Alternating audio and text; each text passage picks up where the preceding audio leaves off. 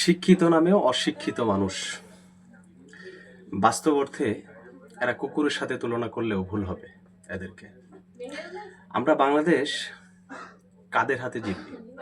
উচ্চশিক্ষিত high profile মানুষদের মাধ্যমেই আমরা জিতবি। আমি বলছি উত্তরার ঘটনার কথা। গৃহকর্মী, আমরা বেশ বিগত কয়েকদিন আগে মোহনা নামে এক বাচ্চাকে যেভাবে শারীরিকভাবে নির্যাতন করা হয়েছে,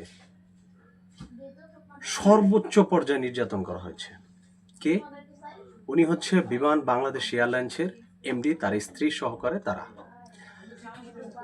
গতকালকে তাকে আদালতে নেওয়া হয়েছিল। পুলিশের তরফ থেকে 4 নম্বর আসামিকে রিমান্ড মঞ্জুর করার জন্য আবেদন করা হয়েছে। গুরুত্বপূর্ণ বিষয় হচ্ছে যে 1, 2, 3 নম্বর আসামি বাদ দিয়ে 4 নম্বর আসামিকে কেন দেওয়া হলো?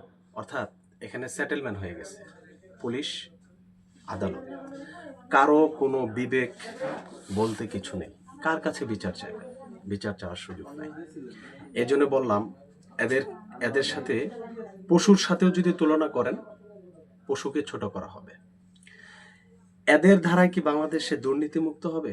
কখনো না। যার বাড়িতে একটি শিশু নির্যাতন হতে পারে, যার বাসায় একটা শিশু নিরাপদ না, তার বাসায় কিভাবে, তার ধারায় কিভাবে বাংলাদেশ এয়ারলাইন্সে বলেন বা আদার্স তার মতো শিক্ষিত লোকের কাছ থেকে বাংলাদেশের মানুষ কোনোভাবে সাড়া দেবে? তাদের মতো বদমাইশ, তাদের মতো লাফাঙ্গার কারণেই আজকে দেশের 12টা বাজে গেছে। আমার খুব বলতে কষ্ট হচ্ছে, এমনকি লজ্জা হচ্ছে যে এই ধরনের লোকদেরকে নিয়ে কথা বলতে হবে। এরা শিক্ষিত নামে অমানুষ। আজকের তাদেরকে আদালতে তোলার কথা ছিল। আমি জানি না শেষ আপডেট পর্যন্ত কি। অবশ্যই ইনশাল্লাহ দেখি কি হয়, পরবর্তীতে আপডেট দেওয়া হবে। সবাই ভালো থাকবেন। আল্লাহ হাফেজ।